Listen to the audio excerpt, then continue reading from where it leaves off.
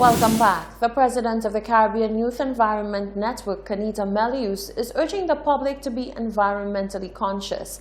She says poor environmental practices are seemingly passed down from generation to generation, and it is time members of the public take more responsibility for Mother Earth, youth in particular. Jacques Wooding reports. The Caribbean Youth Environment Network, CYEN, is a non-profit organization dedicated to improving the quality of life of young people. This is accomplished by facilitating personal development and prompting full youth involvement in matters pertaining to the environment and sustainable development. CYEN President Kanita Melius says environmental consciousness among youth is one of the utmost importance to mankind's existence. It is often believed that parents pass on poor environmental practices to children through observation. Melius says it is time to break the cycle. Persons need to open up their minds more and realize the effects of them dumping and the use of plastics and what it's doing to the environment. We also need to be mindful that, in my mind, more bins should be set up for recycling. So plastics can go in the different bins so we can separate our garbage versus just putting everything in one cup together.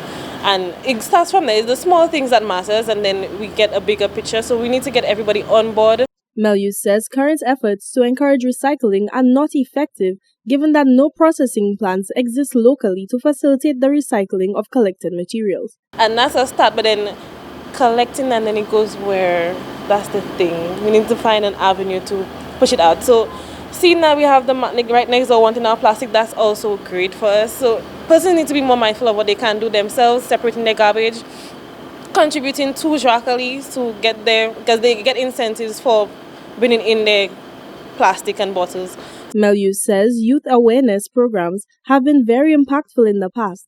Children are often eager to share knowledge and ideas on the Reduce, Reuse, Recycle program with parents and peers. I remember those when I went to primary school, we used to have the garbage man come and visit us. I don't think they do those stuff anymore, because if you target the young individuals, then they go home and tell their parents, because that's how my parents started composting. After one day, Mr. Solid Waste Management came to us and said we need to separate our garbage. And it started from there. So these things need to come back on board, and then we go from there. She commends youth groups in various communities who have taken initiatives to host cleanups and small recycling projects, and hopes to see greater government involvement in the future. For Hot 7 News, I am Jacques Wooding. Coach Cuthbert Modest of the Ministry of Youth Development and Sports facilitated a one-day workshop for District 3 primary school physical education teachers ahead of the athletics season. More from the ministry's information unit. More emphasis is being placed on honing the sporting skill of primary school students on island. On Friday, an athletics workshop for District 3 primary school physical education teachers was held. The engagement took the form of theoretical and practical sessions on how to make athletics more appealing to the students while using fundamental training techniques for future star athletes. Facilitating the workshop was ministry coach Cuthbert Modest. He says what is most important at the primary school level is nurturing the children's sporting development. Well, the objective, is sprints, doing sprint runs, right? So I give them some drills and some games. So when they go back to the school now, they'll make the running fun. Once you make it fun, you'll get kids coming out to play, right? But if you make them too hard, they'll run away. And the emphasis is not on winning. Objective is developing the athlete. So by the time they reach secondary school, all right, they'll put what the action, whatever they learn into the sport right now. PE teachers who participated in Friday's sessions appreciated the training exercises. Well, this session is a timely one because most of the schools around the island are preparing for their annual district and inter-district athletics meet. So it's a timely workshop in that it allows us to teach the students the correct procedures in terms of sprinting and, how they use the lanes designated so that they can run. This is like a refresher for me. We haven't had a track and field workshop in a while. So Mr. Twatine coming out and doing this with us is a great initiative. One thing that has stuck with me is the starting position for a sprint. The knowledge I had before coming in today, I found that it was wrong. So now that I've learned the correct technique, I can go back to my school and teach the girls the right thing to do. A lot of information and a lot of strategy and a lot of eye-openers.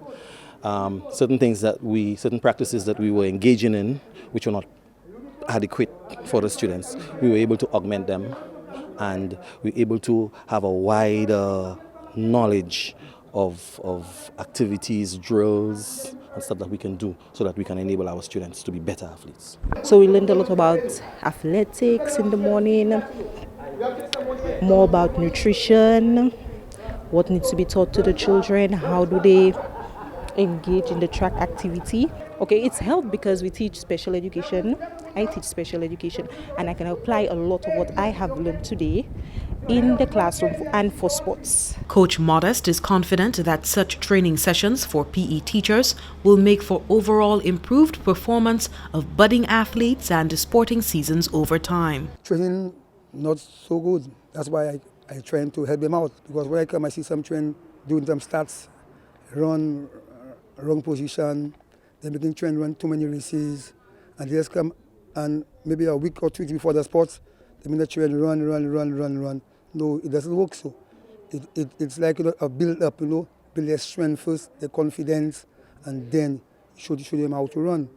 Sporting is a must in the primary school. Okay? So from there now, you have a core of children you're watching. Because most children just come to secondary school and you cannot do nothing. Okay? So if you want to start athletes, start from young, from the primary school. Friday's athletic workshop for District 3 primary school PE teachers was held at the Mindu Phillip Park. From the Information Unit of the Ministry of Youth Development and Sports, I am Jessie Leonce reporting. Bank of St. Lucia teamed up with the St. Joseph's Convent to sensitize students on the importance of creating a sustainable environment for future generations. The bank donated hundreds of branded reusable plastic cups to the school last week Friday at the school's morning assembly. For the students of the St. Joseph's Convent, it was a Friday morning assembly with a difference. A team of Bank of St. Lucia representatives and past students were not just visibly present to make a donation, but had also taken over the format and agenda for the entire assembly. According to the bank's corporate communications officer, Annalicia Edmonds-Auguste, the bank heard of the school's effort to meet some of the United Nations Sustainable Development Goals and decided to lend a helping hand. It's very important to us at Bank of St. Lucia to continue to do what we can to preserve our natural environment. We've had a number of programs that we have supported, like the Joa Cali pop-up shops. And we actually had our Greedy for Green campaign a few years ago, which we're hoping to revamp in 2020. So doing something like this really fits in with our corporate social responsibility program, and we're very, very happy to have presented Sister Rufina and the girls at SJC with the cups today. Bank of St. Lucia donated hundreds of reusable plastic cups branded with the school's logo and in distinct schoolhouse colors.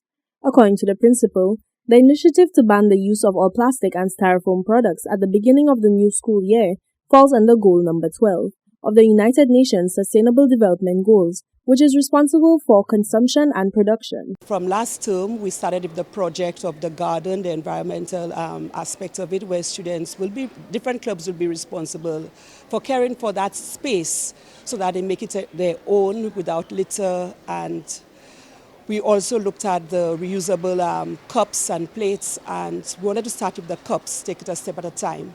And Bank of St. Lucia heard of our initiative, and they came on board with it by presenting the cups to the students. This, we think, is a great initiative on their part, and they are our past students, so it warms our hearts to know that they're coming back to assist us in this venture. I love the colors, and I think that it would be great for the girls since they have a lot of house spirits. Bank of St. Lucia continues to show its commitment to the development of education and the sustainability of the environment by supporting initiatives like these, especially those which target and involve the youth. For Hot 7 News, I am Jacques Wooding. Bank of St. Lucia partnered with a local author to host its 11th annual Back to School Student Success Workshop for scholarship recipients.